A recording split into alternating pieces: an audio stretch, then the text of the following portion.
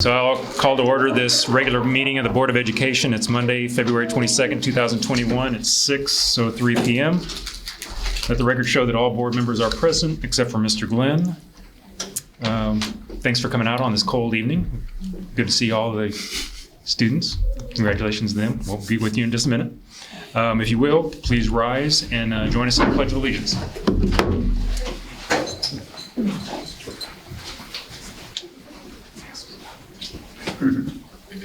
I pledge allegiance to the flag of the United States of America and to the republic for which it stands, one nation, under God, indivisible, with liberty and justice for all.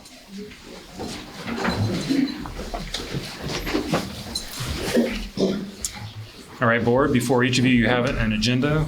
Do I have a motion to approve the agenda? So moved. Second. Ms. Ware, Mr. Ritter, any discussion? Hearing none, all in favor of the agenda, please indicate by saying aye. Aye. Any opposed? The agenda is approved. First up this evening is recognitions, and with that, I'll turn it over to Dr. Glass. Congratulations, ladies. Nice job.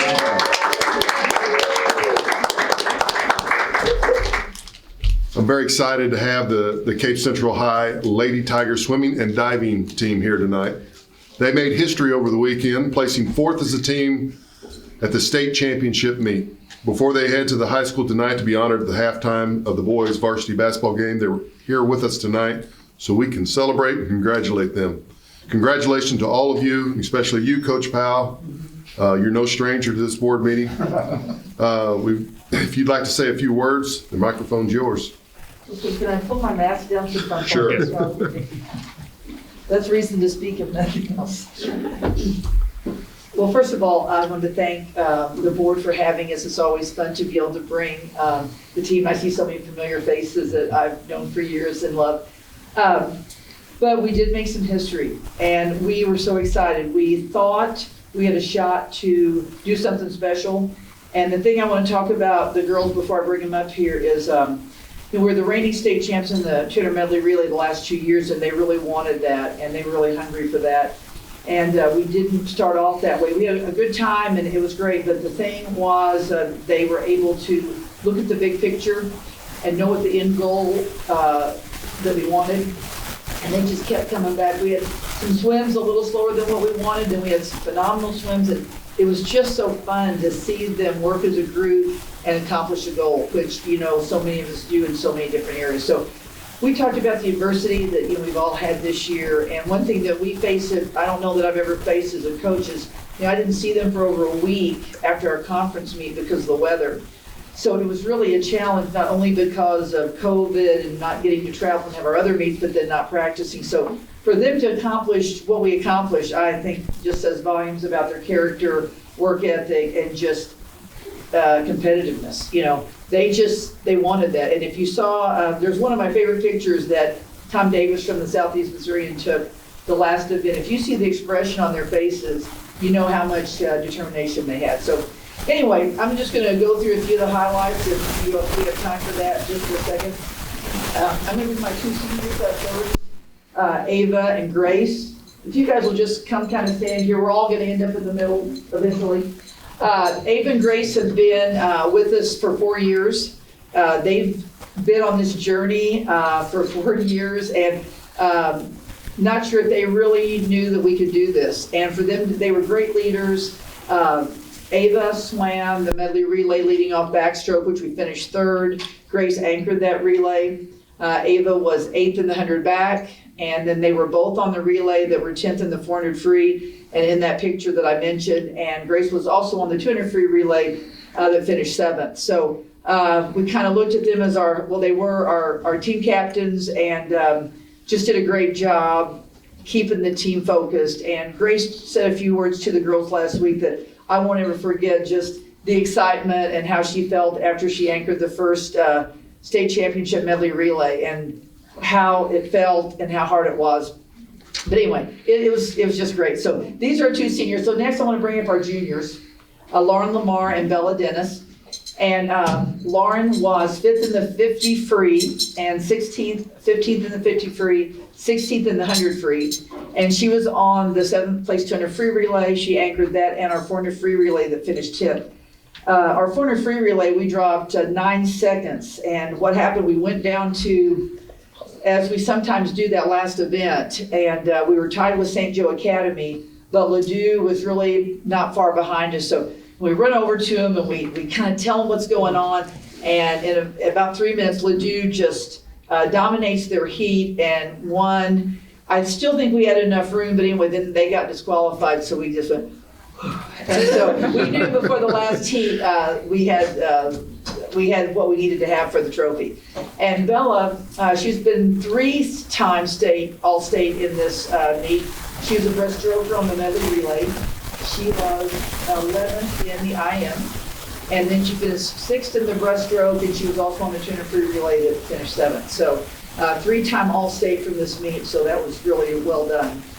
And that, of course, was big points for us along the way. Okay, we didn't have any sophomores, so I'm going to bring up all the freshmen, and you can tell we have a huge freshman class when they come up.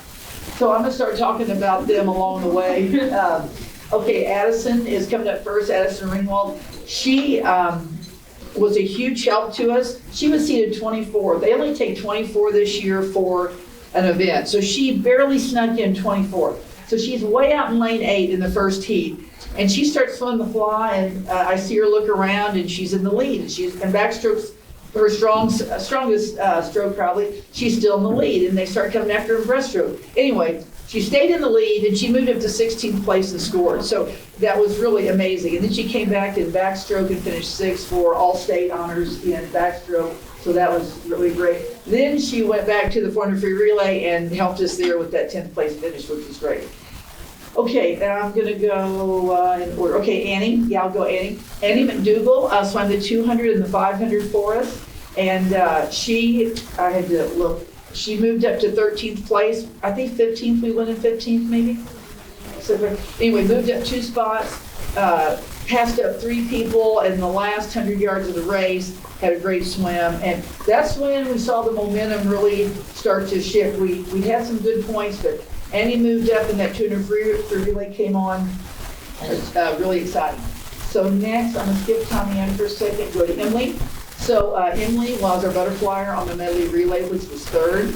And then she swam the 100 fly and was 13th, and she was 14th in the breaststroke, and she was also on the 7th place 200 freestyle relay. So the thing that was a little different this year, I didn't get 8 people for a relay. I could only put 6 on a relay. So these girls were really busy with the relays. And if anyone had had a temperature check that didn't work on the way in, we would have been in trouble because we didn't have any flexibility like we typically have along the way.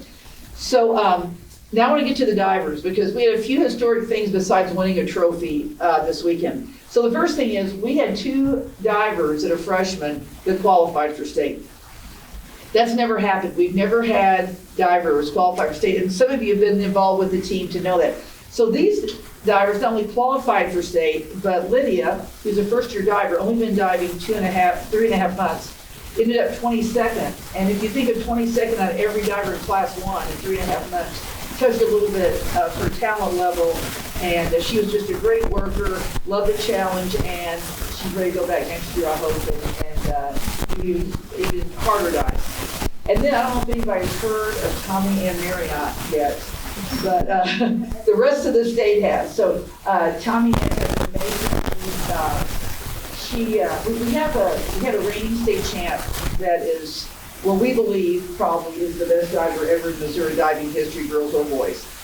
She's from Westminster and she's made the Olympic trials, and I think she's just a standout. So it was great for Tommy Ann to get to dive against someone like that because Tommy Ann is extremely talented.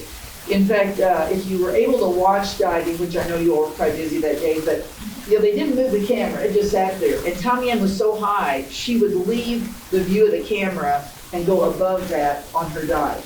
So not even Margot, the reigning state champ, was doing that. So Tommy Ann has incredible potential, and believe me, she got lots of looks from everyone at state because to have 2 divers like Margot and Tommy Ann in the same meet was fantastic. So she finished 2nd, becoming the first girl to ever score on the diving boards in 31 years for Cape Central. That was pretty exciting. I also want to mention before we went to the meet, we noticed that we were the only team in Class 1 that had a qualifier in all 12 events. That's never happened for us as a school, and it didn't happen for anyone else that was there. So that was really exciting. That's why we're all tired as coaches, because we had someone at every event, and sometimes two people at an event, and it was really exciting. So it just speaks volumes, like I said before, for the commitment the girls made, and even through the diversity of not really getting to travel, not going to the big meets, and then not practicing that week before, and just to keep fighting and keep going and get that trophy was really exciting. So we've never had a trophy. Everybody's, even Stacy, who runs the meets, well, I thought you'd had a trophy. I said, the girls have never, I would remember that. I said, we have not had a trophy. So anyway, that was a goal. And you can tell over half the group that went are freshmen. So, you know, we've already talked about, we've gotten one. Now you get hungry for another one and another one. And all that started, I think, with that medley relay that Kyle's daughter was on, Allison, when she was on that relay. We got a taste of being a state champion, and these girls, you know, wanted more of that. So anyway, before I stop talking, you know, I could talk a lot longer, but I did want to just thank Chad, Coach Searman. He's been with me a long time. He's done a little design work, haircuts for the girls, and that's a tradition that continues. And we couldn't do, I mean, he does everything. And in fact, the NISHA official says, you better keep him around because he can do everything. So he's just been so helpful and so important to all of us. And then this year, Delbert, who's Tommy Ann's dad, has been an amazing diving coach for us. And I think Lydia would attest to that her progress in learning the dives, she has the talent, but Delbert did just a fantastic job working with her and getting Tommy Ann where they were. So anyway, when you get great people to work with, great things happen. So I appreciate the opportunity the board gives us to travel and do the things we get to do, and hopefully we'll get to come back and see you all later. Oh, and I do have one request, Dr. Glass. I didn't know you were a rock star. You know, if you ever need, you know, a group of people to be on Backup video singers? with you, call us. We'll be there. Yes, bring the trophy. Okay, well, thank you guys. Yeah, thank you guys for having us, and we appreciate it. I'm gonna take some while you guys are up here, and then I guess I'm gonna check on this. You guys wanna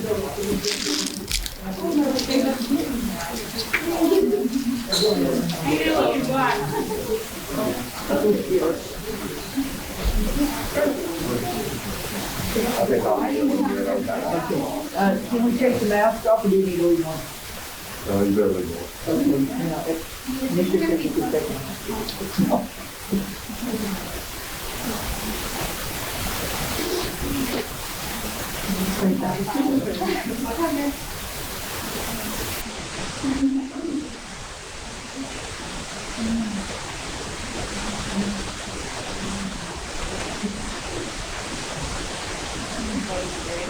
Congratulations, girls.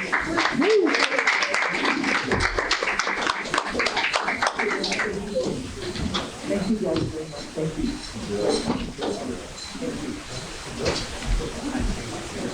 Yeah, buddy.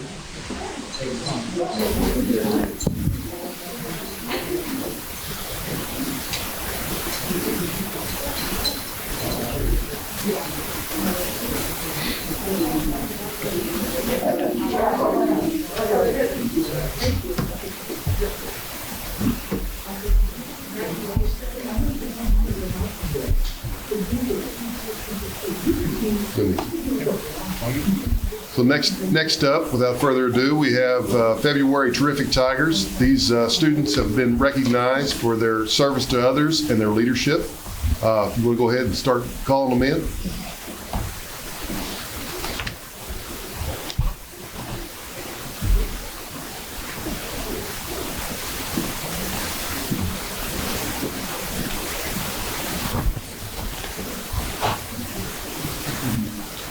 Who do we have up first?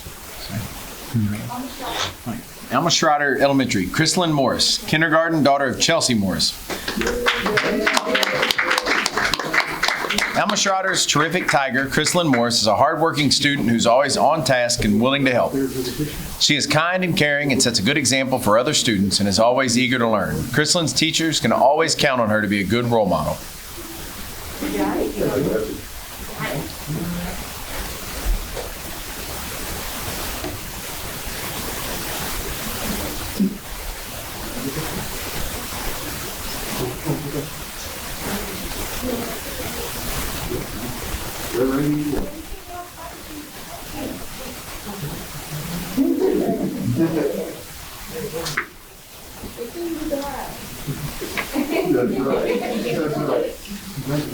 Good job.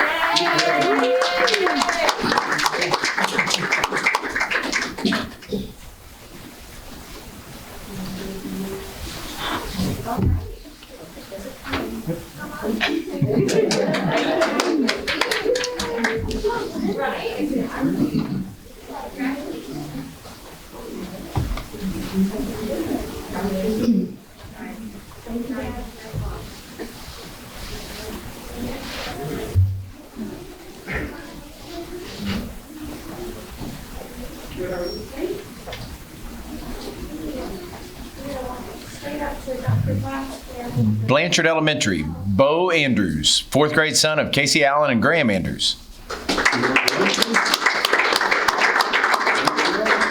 Bo is a role model in the classroom and sets standards high for his peers. He's attentive in class, follows instructions immediately, takes pride in his work, is persistent on all tasks, and strives to do his best. Both inside and outside of the classroom, Bo is a true friend and kind-hearted to all those he encounters.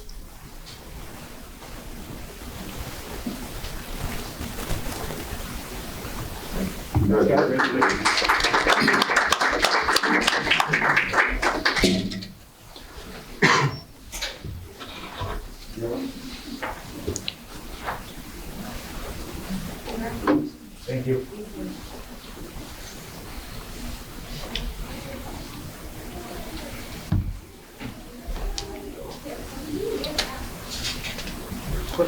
Clippard Elementary,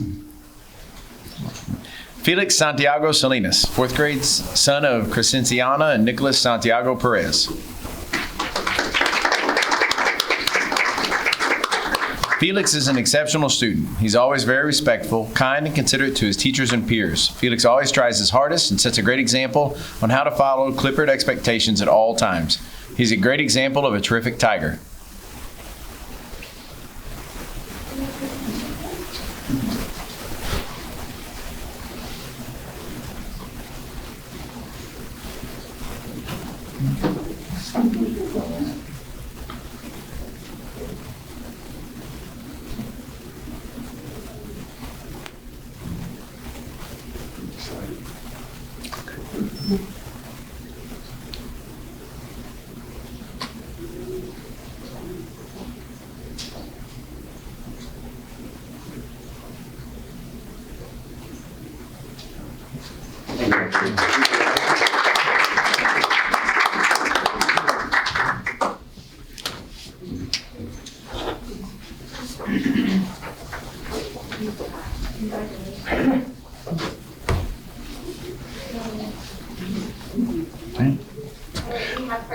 Franklin Elementary, Paige Cox, 3rd grade daughter of Mildred Kimes.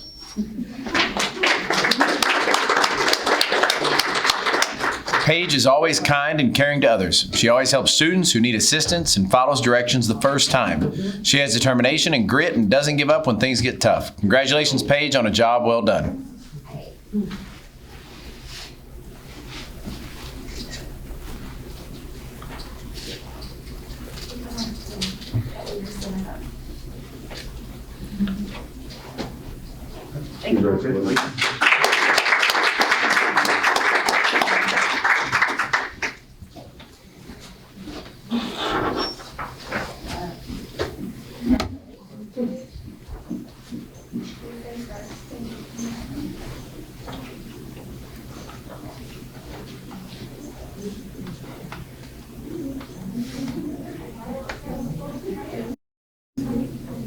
Middle school. Okay. Central Middle School, Riley Oliver, 5th grade daughter of Jessica Larry and Oliver Luke.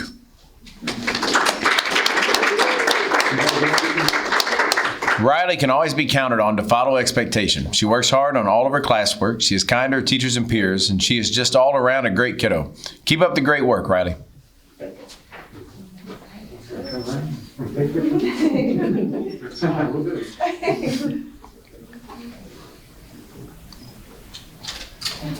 Yep, I got it. Congratulations.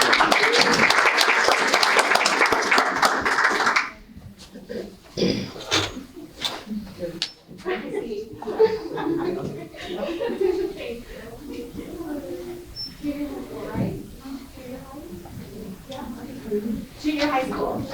Central Junior High. Sankriti Shrikant, 7th grade, daughter of Shripriya and Shrikant Ramachandran.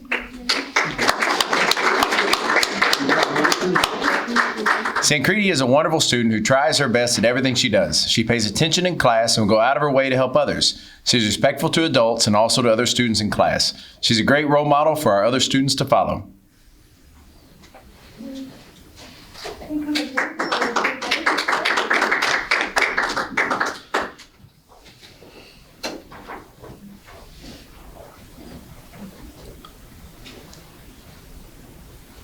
Thank you.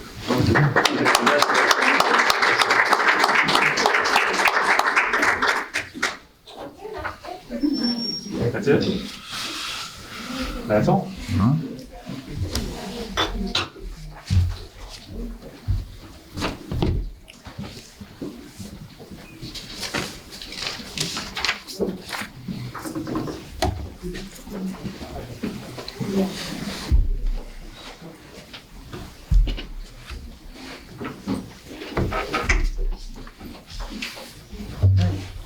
Any other recognitions? That's it for tonight. All right, that's all for our recognitions this evening. Next up, we have information, proposals, or comments from the audience. Ms. Beth, do we have anybody this month? No? All right, so we will move on to our informational report. So first up is Board President's report. And so I guess I owe everyone an apology because my grandmother said a long time ago, if you wish for it, sometimes you might just get it. I wanted to see Dr. Glass's video for Snow Day so badly that I wished for it, and darn it, we got all that snow. Yeah. So sorry.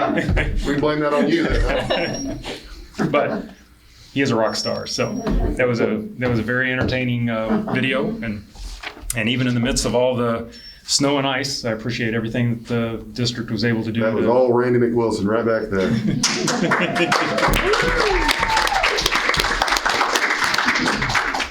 But I'm glad to see the sunshine and melting all the snow and ice, so we can get back to a normal schedule, and hopefully that'll be it for your video. So anyway, that's all I have for this evening for the Board President's report. Dr. Glass, you have a Superintendent's report. Sure do. I want to thank everyone for their support over the last couple of weeks, especially with the winter weather that we've endured. My hope is that we got that out of our system. We did use up all of our snow days. We used one AMI day last Friday, as you know. Teachers will help any students who have had issues completing their assignments get caught back up. The one AMI day is the alternative method of instruction, so students had work sent home with them that day. We have, I guess, 3 days left of AMI if we had to use those, because, you know, we're not out of the woods yet, as much as we hope we are. We still have March to go. So any other further days would be AMI days, which we would send work home, and we would expect those students that can do their work and have the internet access, go ahead and do that. A reminder that there's no school this coming Thursday and Friday for family teachers conferences. I also want to congratulate the FBLA team for an impressive showing at districts. 10 students qualified for state in 15 different events. Congratulations to them and to Ms. Taylor. And then I also would like to take a moment to brag on the Air Force JROTC as we have official results from the Cyber Patriot competition. Our Central High team not only placed first in the state of Missouri, but also top 10% in the nation. Thanks to Mr. Jeff Long for the great story on the team. Appreciate it. That's all I got. All right. Next up is our academic services report. I am going to turn the first part over to Ms. Keys. So just wanted to remind everybody that next week we have the kindergarten Roundup, which is, I can forget, I'll speak loudly. We have the kindergarten roundup, which is March 1st through the 5th. That is for any student who turns, or who will be attending kindergarten this coming fall. I've never had to have a mic because I'm so loud. Usually people tell me to stop talking so loud. We're really excited about having the kindergarten roundup back here at central office. Of course, that's due to COVID. Last year we had it out in the elementary schools, but we're going to keep everybody here. We will have 3 days that run 8 to 4 and 2 days that run 10 to 6, so we will have some night options as well. If you know anybody that needs to sign up for that, please have them go to the Cape Tigers website, and under announcements, there's a spot that says kindergarten roundup information. Just click on that, and there are 3 steps that they have to follow to be signed up for those for next week. We really want to get the word out on this because we don't have as many registered currently as we typically do at this time, so please pass that information along.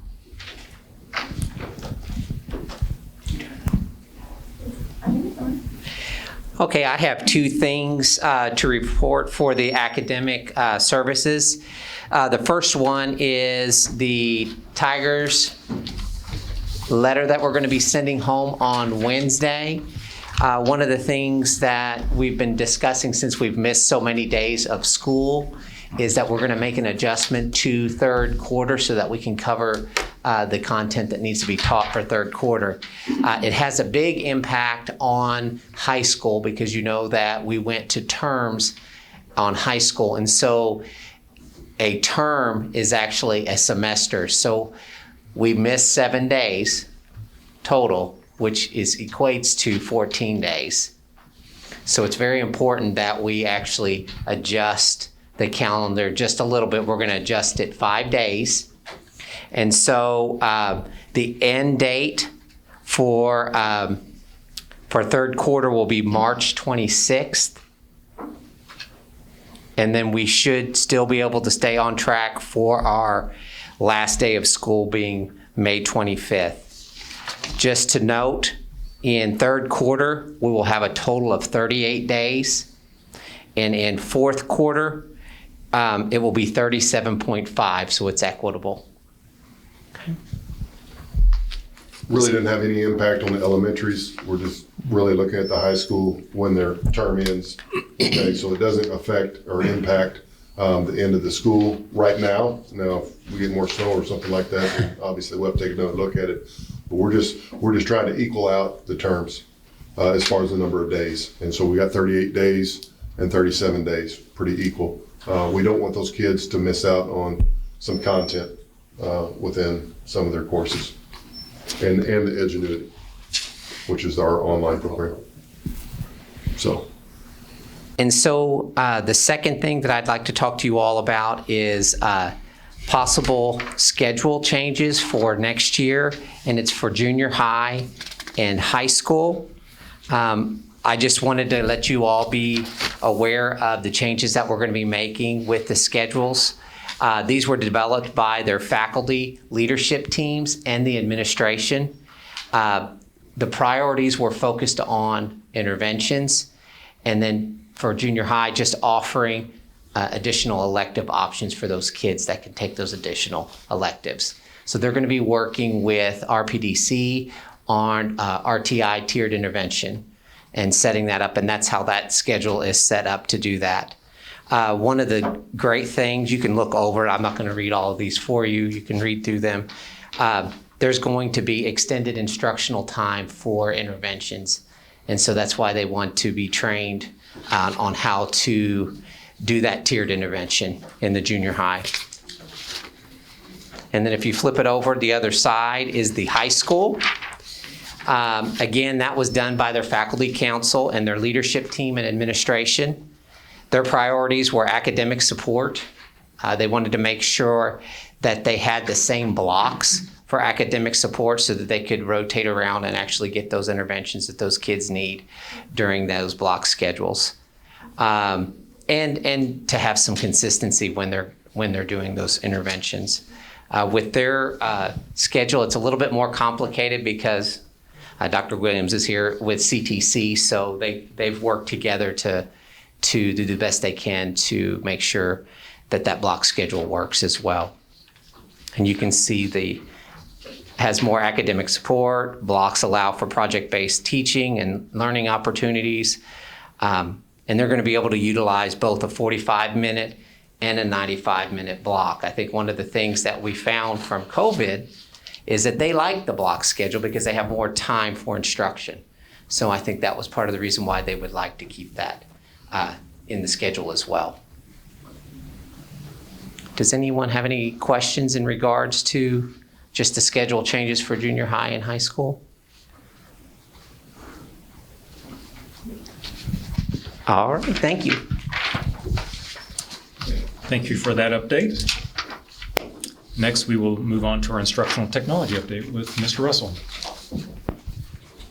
Still Canvas, still working on that, still coming out. We got PD Day this Friday with our teachers and going to be at the high school and Central Academy.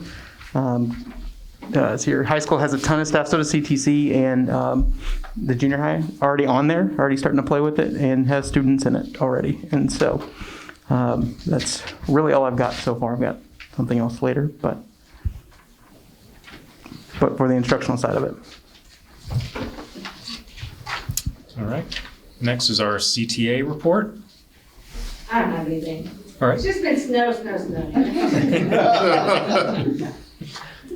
Well, thanks for coming out.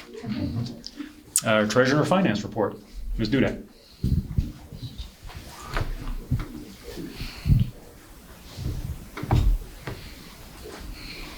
Okay, this report is for January.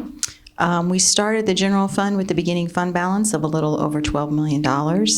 Revenues received for the general fund were 9.8 and expenses of 1.3. We transferred 1.2 to the special revenue fund to cover teacher salaries, leaving us with an ending fund balance as of January 31st of $19.6 million. The cash and investment detail is listed below, with the majority of the funds right now being held at Commerce Bank. Does anyone have any questions? Okay, thank you. Thank you. Next is our support services report. Mr. Crow.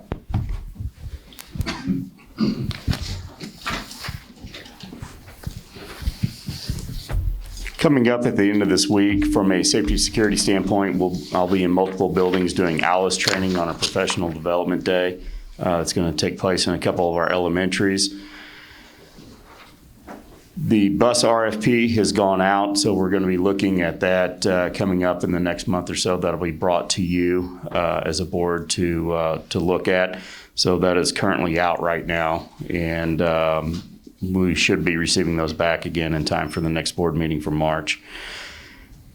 For the winter storm that we had come through, just to give you an idea, we did have some water pipes freeze in a few of our buildings, and we discovered leaks as things were thawing out. We had a pretty significant one at the high school, but we'll be able to fix that in-house. And then we had a second one at the high school in one of our women's restrooms.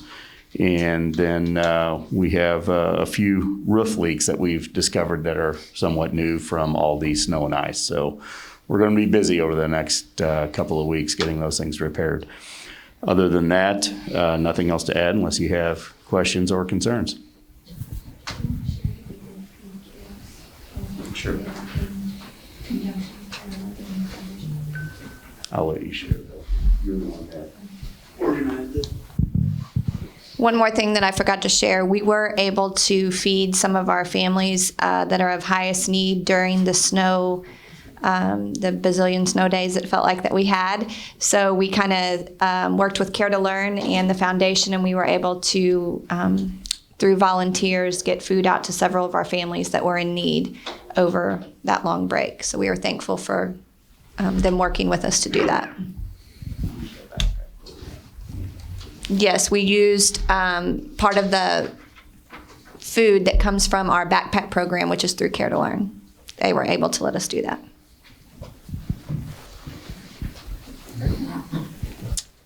Next up are our board reports. First up is our MSBA delegate report. I don't have anything. Nothing this month, all right. And our legislative report? Just Senate Bill 55 is going to the Senate floor for debate. It's a large omnibus bill that's got a lot of stuff crammed together. So keep yelling and screaming and talking to your senators and reps and all that stuff. So. And Casey, I know that you went up and gave a testimony in front of the hearing committee, and then Representative Bays out of Kansas City, I believe it is, wrote a letter to MSBA, kind of talking about some of the facts that he's been looking at as far as charter school expansion is concerned, and saying that MSBA was misleading the public, basically because of some of the data that was used in not only your report, but I think some other people that gave some testimony up there. So I had Jamie, who is our data specialist, run a few statistics for us and try to kind of peel back the onion and see exactly, if we do a side-by-side comparison of charter schools that are existing in the state of Missouri as compared to the public schools, you're going to find some, what I think are some telltale signs that public schools are performing extremely well compared to charter schools. So I'll turn it over to Jamie and let him kind of elaborate on that. So I went and looked at the same data that Representative Bays was looking at, and found that he cherry-picked some data. If you quote his release in his letter, he said some of the charter schools do better for African-American students, and that is the case in some of them. And so what I did is, like I said, I went and looked at the same data that he was looking at. I presume it's the data from DESE. And so I wanted to start, I guess, hopefully my website works, there we go, with what he said. And so what I did was I went through and looked at Cape, Boone, Greene County, as he stated, and all of the Kansas City and St. Louis charter schools. Now this you don't have in front of you yet because I'm still doing the little cleanup on it, but just wanted to show you guys some of the data. And this is for our African American students. As you can see, yes, we've got for English, language arts, math, and science, there are schools that do better. But he didn't share all of the data. He only shared part of the data. And the other part of it was they spend a whole lot more money per student than we do, and they have smaller schools. And so on top of those two things, they also are very, after talking to MSTA, we found out that their attendance policies, they kick students out at as low as 5 days of missing in school. And so upwards up to, I think, KIPP St. Louis, it's 20 days of school. But there's really no rhyme or reason. They could literally suspend a student, come back and say, well, you can't come back because you've missed too many days now. And so they don't have to then provide services to those students. And so, however, we don't have that. We don't do that to our students. And so you can see over here, there's, on average, I think I've got in the letter here, they have on average $2,389 spent more per student on average. And if you took that for every single one of our students, that's $10 million or 200 extra teachers that we could benefit from, just from the same funding, same way that they get they do their funding and the money that they spent on their students on average. And so, that's the case in some, and he even said some, but he didn't. He's also alluding to not all of the data. So I went to looking even further. I'm going to go over here. So you can see here that. So he specifically mentions Cape County, Boone County, and Greene County as failing our students, basically. That's correct. And that is, compared to some of the charter schools, that is the case.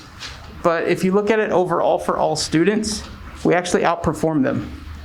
All three counties across the whole thing. So you can see here's Kansas City charter schools, and this is their advanced and proficient scores on all three tests.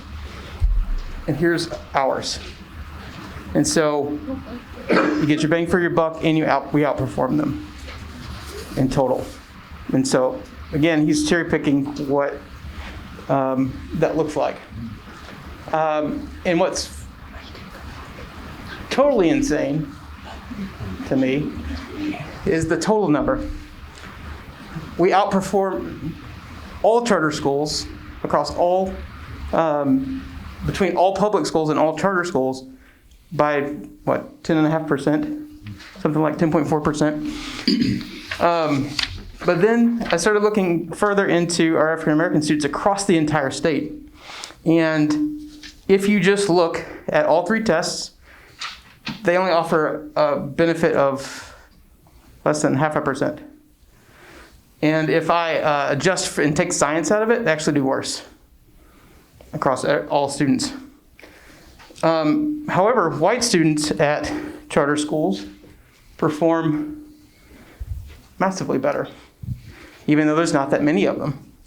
And so what we got to looking at, okay, if that's the case, why are they, Kansas City and St. Louis are high African American populations, but at the same time, we have 66% of all tests taken by charter school students were black charter school students.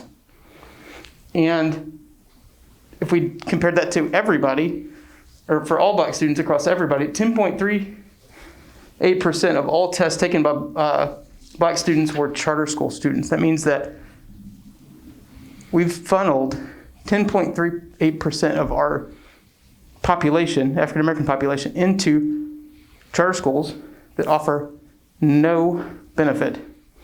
And if you take science out of it, we actually do better by 0.5%. We being public schools. We being public schools. And, the idea is to say that public schools are doing a disservice to our students, but if we look at this, they're only doing a service to white students. Every other subgroup, they're doing a disservice to. So like I said, he cherry-picked the only piece of data that he could get. And so I have in front of you, too, some more statistics that are all related to these things. But you guys can read those, but I've kind of highlighted most of them. There's only 2 schools that spend less money than we do and have a better outcome. And one of them can kick kids out after 5 days. The other one is an International Baccalaureate French Immersion School, which 98% of your students are not even going to try to apply to. So there's a lot of ifs, ands, or buts, but, lots of from the same data he pulled from, there's a lot of things that say public schools are the way to go. And they're very low in special education population. Yes. And very low in poverty. Or about half of them are, half of them. Yeah. So there's some stark differences here that Jamie's uncovered. And I just kind of threw this project his way, and I said, hey, see what we can uncover here is if they want to start doing a comparison, let's do a comparison. And we've got the utilities to do that, because with this Tableau system, you can slice it and dice it any way you want to slice it. And very impressed with what he's already uncovered. And this is just the tip of the iceberg, in my opinion.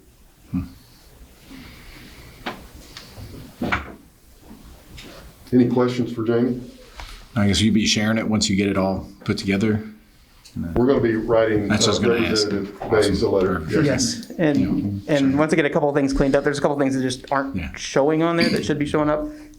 We'll actually put it on the public version of Tableau, and so people could link to it. Thank you. I understand that Representative Wallingford is on the fence on this issue, and so I'll be giving him a call as well.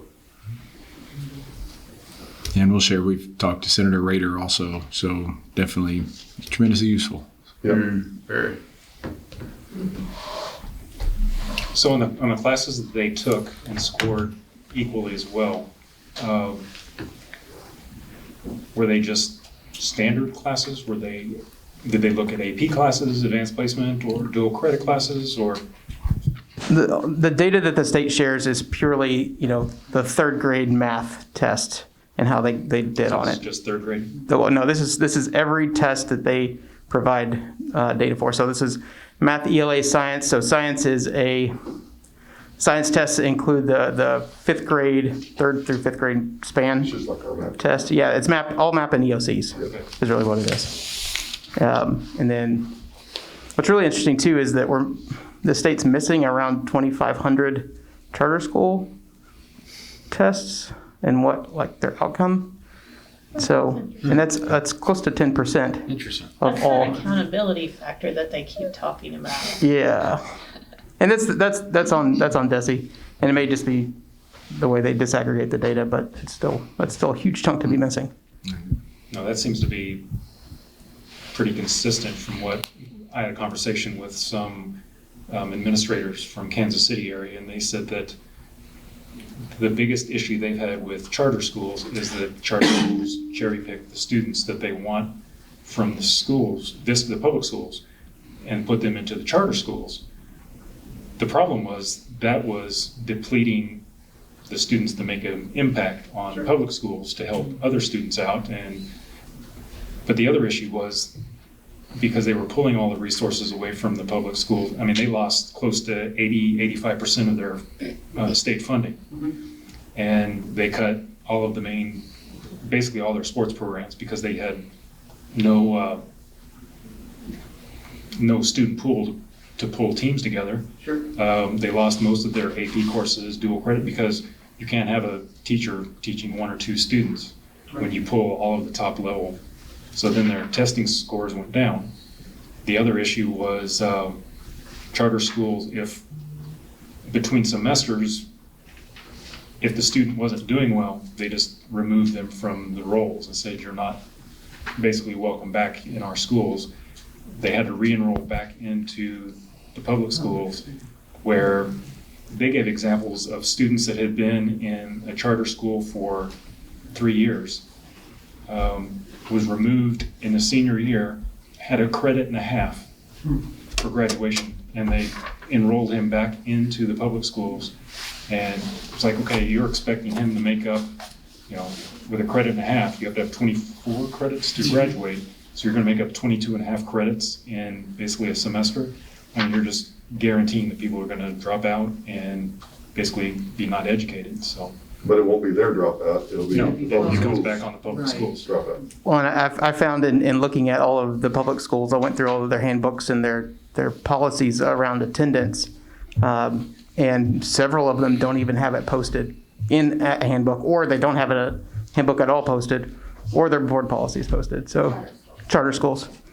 So it was hard even finding anything on some of them. Thank you, Jimmy. And DESI does not do a very good job of looking at their reaccreditation on a normal basis. They're supposed to, they don't make scores on 3 to 5 years, they're supposed to lose their charter. And they don't do that on a regular basis. So that's a big issue that's not discussed. So. Anyone have any questions? All right, Cape Public School Foundation report. Yes, sir. Cape Public School Foundation, we had our annual penguin party last weekend with a silent auction online. We had also 125 guests. Everyone, of course, did social distancing and had a great time, had a fun time. Numbers are not final yet, and we raised around $50,000. So Amy's working on the final numbers, and we'll know that later. Thank you. Just to add one thing to that, so Yes. for the opening ceremony, they had the flag presentation by our Air Force Junior ROTC students. They presented the flag, and then our choir sang the national anthem, and they did a phenomenal job. Both groups did a phenomenal job, so it's always nice to see the students perform. And 2 very good programs. So, all right. Anything else for any of our reports? Nope. All right. So we will move on to our approval of consent agenda items. This month we have minutes of previous meetings, January 25th, 2021, our payment of bills, our vocational technical education enhancement grant proposal for 2021-22, and our Career and Technology Center calendar for 2021-22. All of that was sent out previously. Do I have a motion to approve those items? So moved. Second. Ms. Ware, Mr. Ritter, anyone have any questions, discussion? Hearing none, all in favor of consent agenda items, please indicate by saying aye. Aye. Any opposed? Those items are approved. Next up is our business items for the month. There we go. First up is our bid for professional development services. The motion is to authorize the superintendent or his designee to enter into an agreement on behalf of the board with Glenview Strategies LLC to provide professional development services at a cost not to exceed $5,600. Do I have a motion to approve? So moved. Second. Ms. Ware, Mr. Ritter, discussion. Dr. Glass.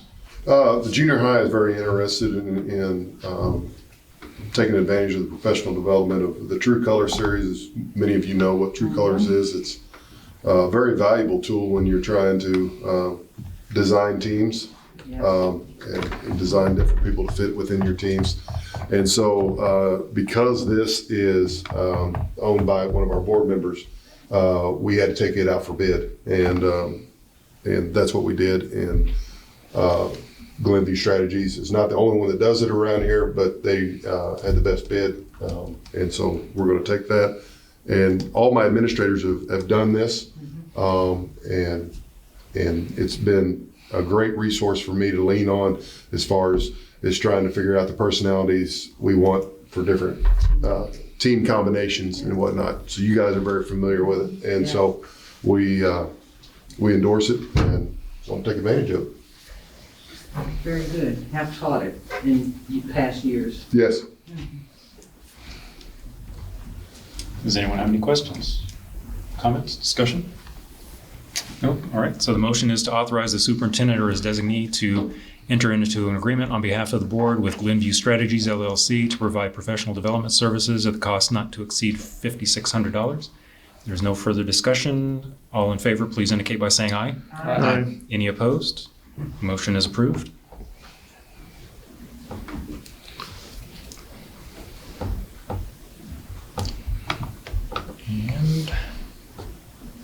And next up is a motion to authorize the superintendent or his designee to negotiate a contract on behalf of the board with Fred J. Miller Incorporated to purchase band uniforms for Central High School at a cost of $59,539.90.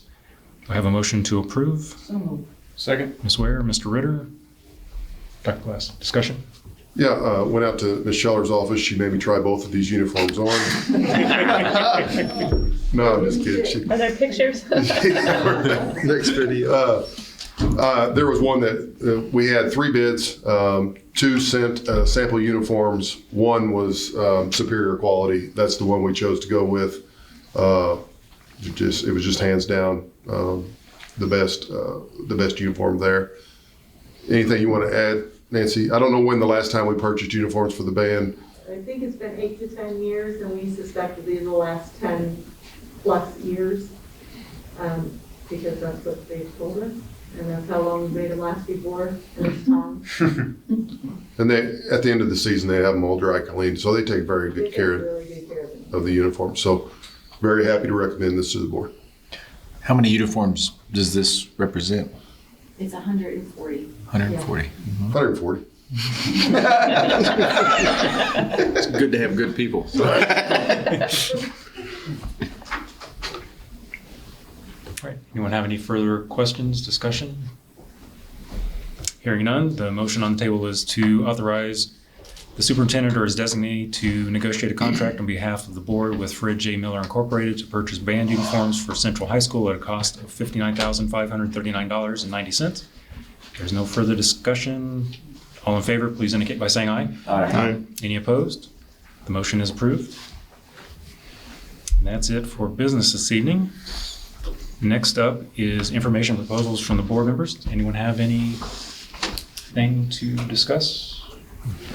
All right, hearing none, I will entertain a motion to adjourn. Second. Any discussion? Hearing none, all in favor, please indicate by saying aye. Aye. We are adjourned.